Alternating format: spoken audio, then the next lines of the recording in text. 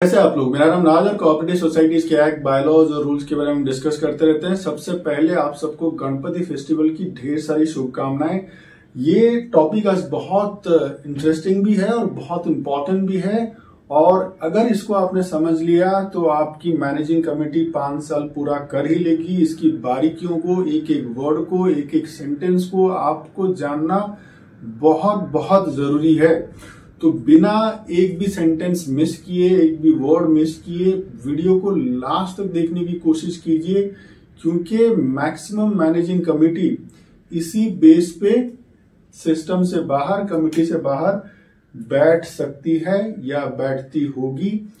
तो आज हमारा टॉपिक है section 77A of the Maharashtra cooperative societies act, मतलब अपॉइंटमेंट ऑफ द कमिटी और द न्यू कमिटी और द ऑथराइज्ड ऑफिसर। ठीक है,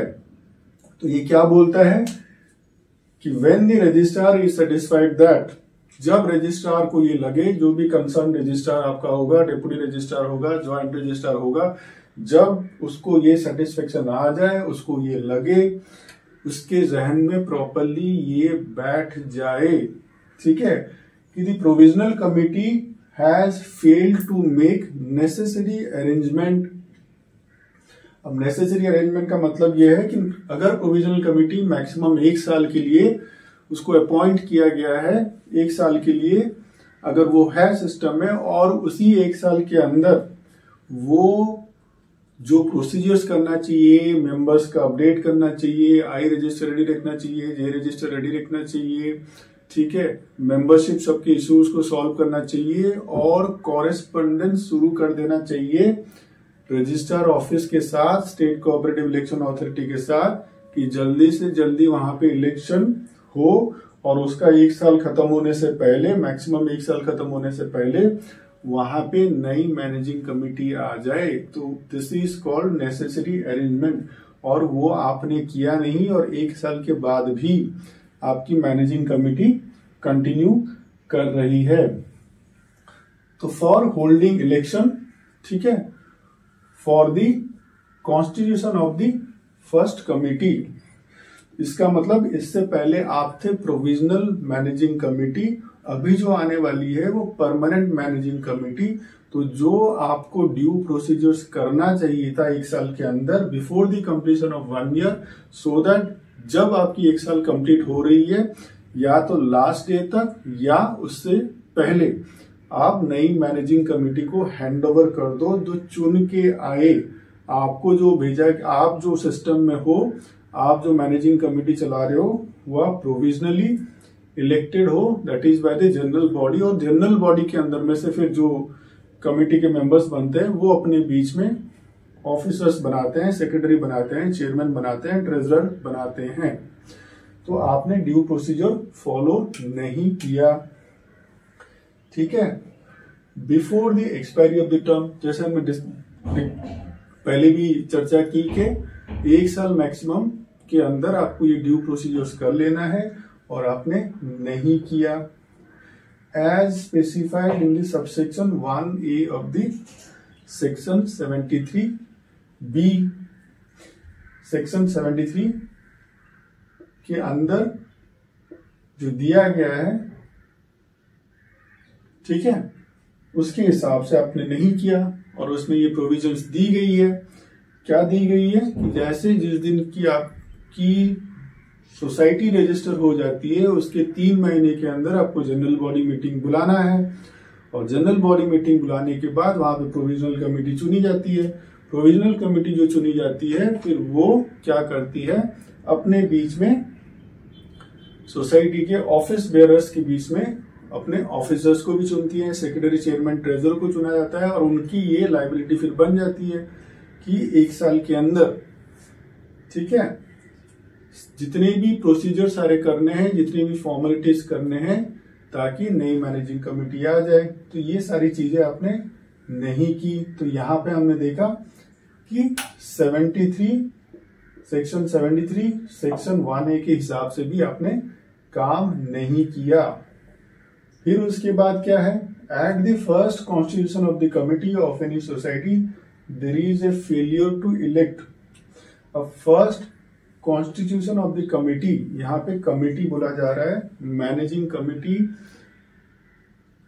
प्रोविजनल कमिटी नहीं बोला जा रहा है। प्रोविजनल कमिटी को जनरल बॉडी ने बनाया है, जबकि मैनेजिंग कमिटी जो आएगी, जो कमिटी आएगी, परमानेंट कमिटी आएगी, that is going to be elected. ठीक है, और ऐसे जो कमिटी आएगी, at the first constitution of the committee of any society there is a failure to elect क्या, all members of the committee, ठीक है, और any of the members of the committee. अब all members of the committee मान लेते हैं कि आपकी सोसाइटी की स्ट्रेंथ, कमिटी की स्ट्रेंथ 17 होनी चाहिए, तो 17 लोगों की चुनाव नहीं हो रही है, ठीक है, या कम से कम जितना आपका कोरम चाहिए वहां की मैनेजिंग कमेटी चलाने के लिए, मान लेते हैं कि 9 मेंबर्स चाहिए, तो 9 लोगों ने भी नॉमिनेशन फॉर्म नहीं भरा हुआ है, या 9 लोगों की इलेक्शन हो गई मगर फिर उसमें से किसी ने पीछे हट गया कोई, और आपका मैनेजिंग कमेटी का फॉर्मेशन नहीं हो पा रहा है, तो any of the members of the committee, ठीक है, तो इसीलिए बोला है कि failure to elect all members of the committee और any of the members of the committee.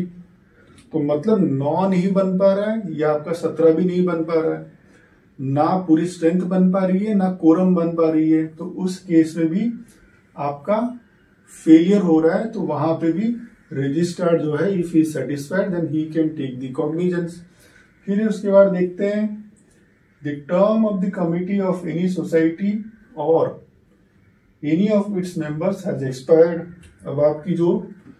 Provisional committee है वो 1 साल चलनी चाहिए। अब उसके बाद जो नई मैनेजिंग कमिटी है उसका कार्यकाल कितना है, 5 साल है, और 5 साल खत्म होने के बाद भी जो मैनेजिंग कमेटी के मेंबर्स हैं वो कुर्सी नहीं छोड़ रहे हैं, सोसाइटी का ड्यू प्रोसीजर उन्होंने नहीं किया है, वहां पे इलेक्शन नहीं हो रहा है, और 5वें साल के बाद 6ठे साल में 7वें साल में भी वो कंटिन्यू कर रहे हैं, और ये मैटर गया रजिस्ट्रार के पास में। देन रजिस्ट्रार को अगर लगा सुओ मोटो, या तो खुद से वो डिसाइड कर लेगा, या किसी के अगर एप्लीकेशन वहां पे गया हुआ है कंप्लेंट का, उसके बेस पे भी कॉग्निजेंस लेके वहां की मैनेजिंग कमेटी को, ठीक है ना, उनका कार्यकाल खत्म हो गया और फिर भी वो चला रहे हैं। For any other reason election is held and there is failure to elect all और any of the members required to fill the vacancies, या किसी कारणवश अगर आपकी इनकॉम्पिटेंसी है, आप जानबूझ के या तो कंटिन्यू कर रहे हो, इलेक्शन नहीं करा रहे हो, या आपको कैसे कराना है वो नहीं मालूम है, किसी भी रीजन की वजह से अगर आपका टर्म जितना है उसको एक्सपायरी होने के बाद आपने फर्दर भी कंटिन्यू किया, for any reason election is held, ठीक है, 5 साल खत्म होने के बाद भी अगर आपकी इलेक्शन वहां पे नहीं हो पा रही है या हेल्ड हो गई है, उस रीजन की वजह से भी वहां पे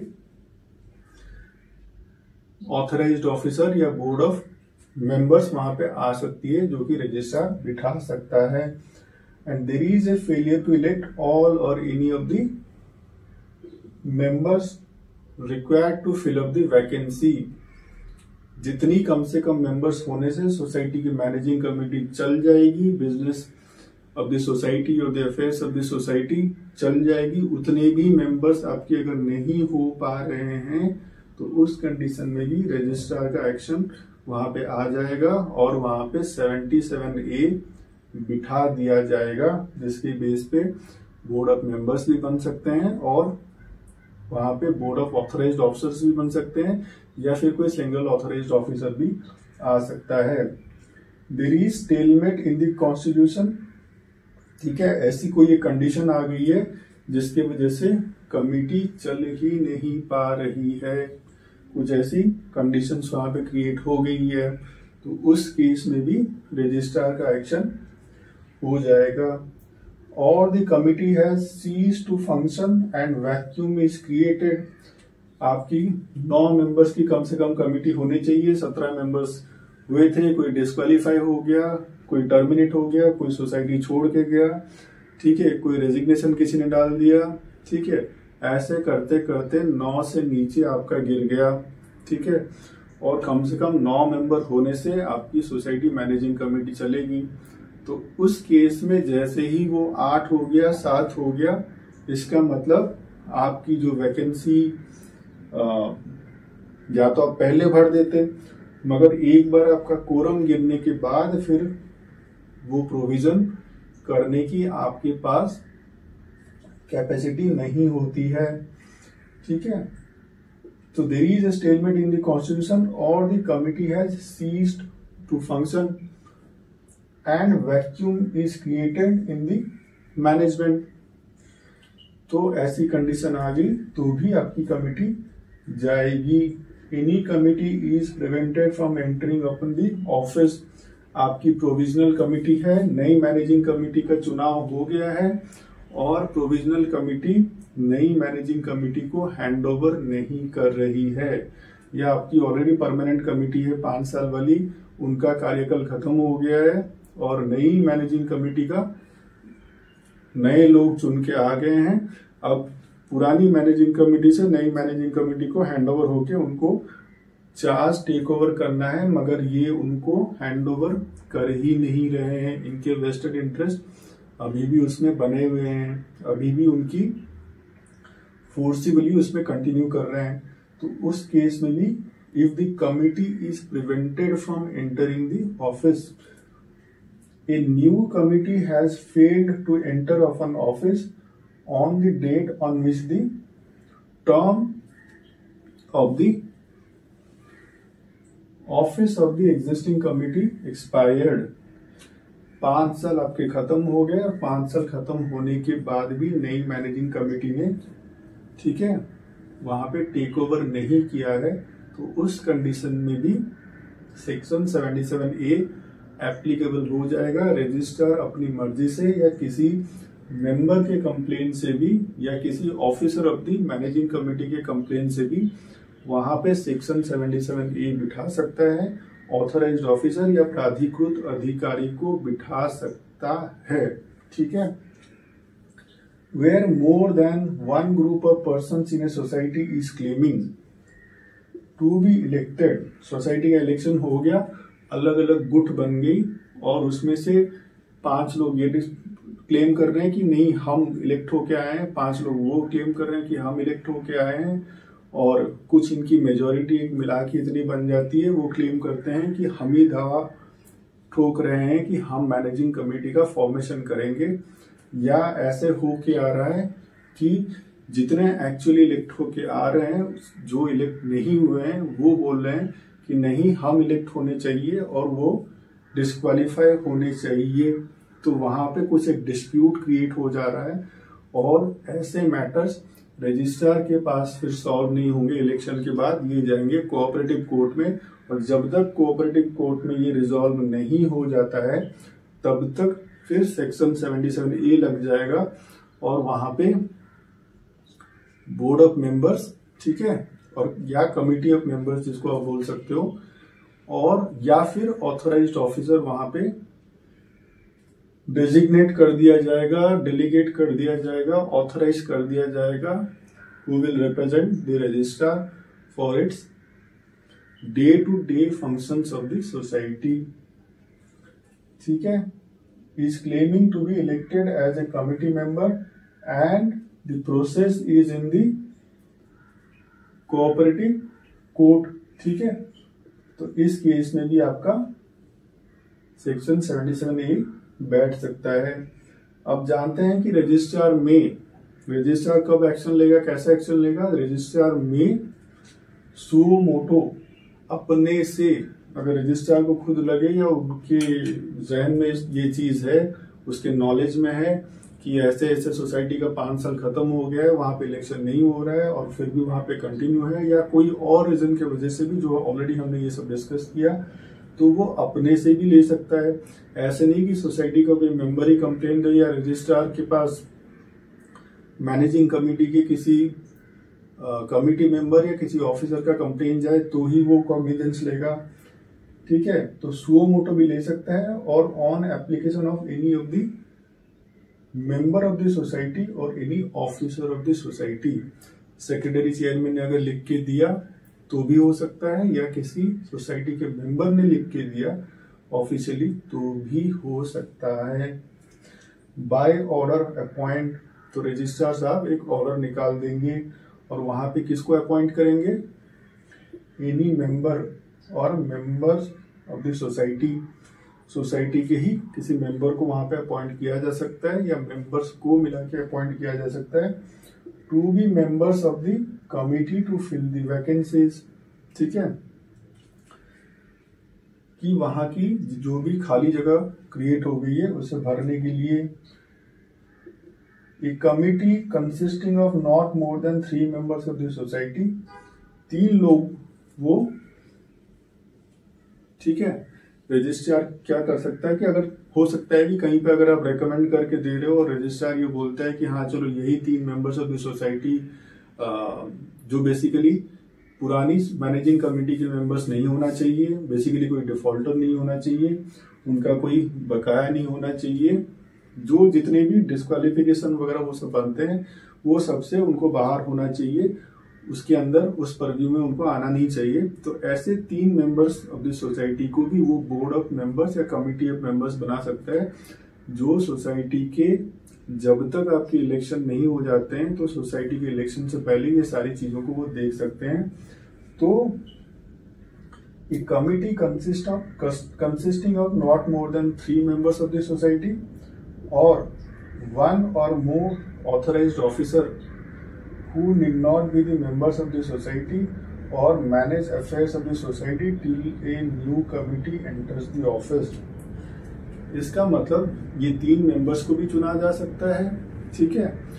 या कोई एक ऑथराइज्ड ऑफिसर को भी चुना जा सकता है, मतलब डेलीगेट किया जा सकता है, या 3 एक से ज्यादा ऑथराइज्ड कोई बड़ी बड़ी सोसाइटीज हैं, ठीक है, वहां पे 1000, 1500, 2000 या 3000 मेंबर्स है, तो नंबर ऑफ ऑथराइज्ड ऑफिसर्स को भी डिप्लॉय किया जा सकता है, वहां पे डेलीगेट किया जा सकता है, ठीक है। तो ये प्रोविजन होने के बाद फिर क्या, प्रोवाइडेड दैट, मगर इस चीज को भी ध्यान रखना पड़ेगा ये करने से पहले, before making such an order, registrar shall publish notice on the notice board of the at the head office of the society inviting objection and suggestion within a period specified in the notice and consider such suggestion and objection received in that period। ठीक है, हो सकता है वो 3 members की जो आप बात कर रहे हो, ठीक है,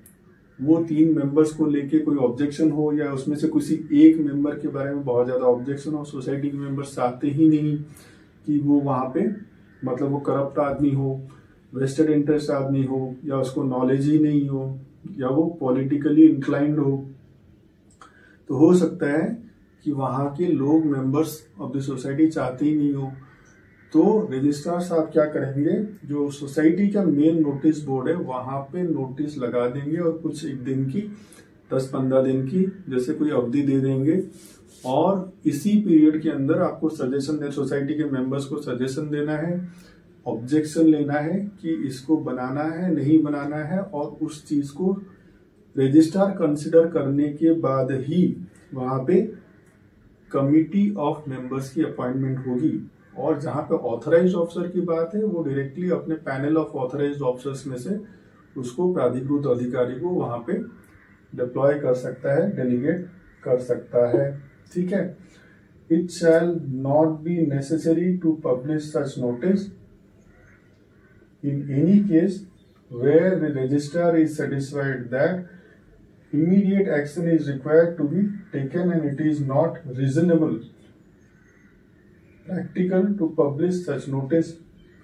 ये सारा सर्कस करने की जरूरत नहीं है, ये सारी प्रोसीजर फॉलो करने की जरूरत नहीं है। अगर रजिस्ट्रार को ऐसा लग जाए कि बहुत इमीडिएट रिक्वायरमेंट है, वहां पे ऑलरेडी काफी टाइम से एक्सपायरी ऑफ द कमिटी का टर्म होने के बाद भी कंटिन्यू कर रही है, करप्शन के इश्यूज है, वहां पे स्टेलमेट इन दी कमिटी हो चुकी है, सिस्टम ठप हो चुका है, जो daily day to day affairs of the society है ओवर पेंडिंग हो गया है, या ऐसी कई सारी एक्सीडेंसीज हो सकती है। और ये सब फिर से ये पब्लिश जो भी मेन नोटिस बोर्ड में करने की जरूरत नहीं है, लोगों की ऑब्जेक्शन लेने की जरूरत नहीं है, सजेशन लेने की जरूरत नहीं है, डायरेक्टली फिर वहां पे इमीडिएटली, ठीक है, क्या करेगा रजिस्ट्रार, फिर वहां पे ऑथराइज्ड ऑफिसर या board of members directly basically authorised officer को ही वहां पे अपॉइंट कर देगा। द कमिटीज और the authorised officer, committee of members, 3 members की बात हो रही है, या फिर ऑथराइज्ड ऑफिसर या number of authorised officers depending on the society कितना बड़ा छोटा है, और at the description of the registrar shall subject to control of the registrar and such instruction as he may from time to time। जैसे ये जो भी authorised officer रहेगा, ये जो भी मेंबर ऑफ द कमिटी रहेंगे, ठीक है, 3 लोगों की, या एक ऑथराइज्ड ऑफिसर या नंबर ऑफ ऑथराइज्ड ऑफिसर, इनको जैसे जैसे टाइम से वक्त पे इंस्ट्रक्शंस मिलते रहेंगे रजिस्ट्रार से, ये वैसे वैसे फंक्शन करते रहेंगे। और इनके पास क्या होगा, they will have the power to discharge all और any of the duties of the committee, ठीक है, और any of the officers of the society. Secretary का, ये पूरी कमेटी का ये काम भी कर सकते हैं, या जो पावर्स सेक्रेटरी के पास में है, जो पावर्स चेयरमैन के पास में है, ठीक है, अध्यक्ष के पास में है, खाजिनदार के पास में है, सचिव के पास में है, ये सारे फंक्शंस को वो एक्सरसाइज कर सकते हैं, जो कि इनको इसी 77A के बेस पे इनको मिली है, ठीक है। तो और जैसे जैसे इंस्ट्रक्शंस इनको मिलते रहेंगे फ्रॉम द रजिस्ट्रार, वैसे वैसे ये काम करते रहेंगे, ठीक है। फिर उसके बाद हम देखेंगे, चलो अभी तो इनका अपॉइंटमेंट तो हो गया, तो ये कब तक रहेंगे, ठीक है। तो ये देखेंगे हम कमिटी और द एओ, मतलब कमिटी ऑफ मेंबर्स और द ऑथराइज्ड ऑफिसर, प्राधिकृत अधिकारी या सोसाइटी के मेंबर्स की एक छोटी सी कमिटी। सो अपॉइंटेड, मतलब अपॉइंटेड बेस्ड ऑन 77A, जिस बेस पे इनको अपॉइंट किया गया है, और जो रीजंस इसके लिए हमने डिस्कस किया,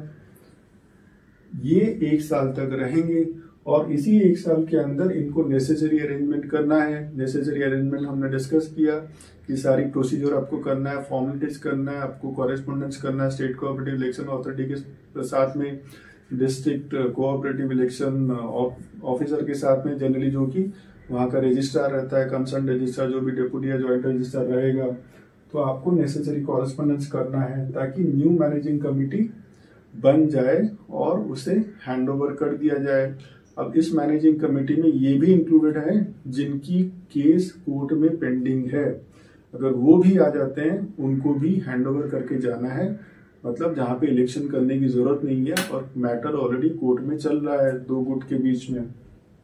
ठीक है। बट इन नो केस किसी कुछ भी हो जाए, चाहे प्रोविजनल कमिटी,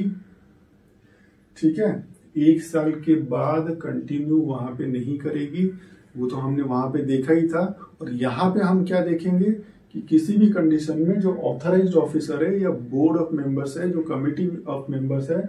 वो 1 साल से ज्यादा वहां पे कंटिन्यू नहीं करेगी। ये इंश्योर करना किसका काम है, जिसके लिए उनको भेजा गया है, जिसके लिए उनको डिप्लॉय किया गया है, डेलीगेट किया गया है पावर, उस फिक्स्ड पीरियड ऑफ टाइम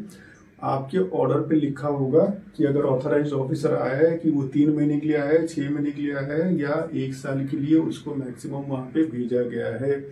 ये ऑर्डर में लिखा रहेगा। फिर उसके बाद registrar shall have all the power, registrar के पास में सारी शक्ति है, सारी पावर्स है कि वो अपने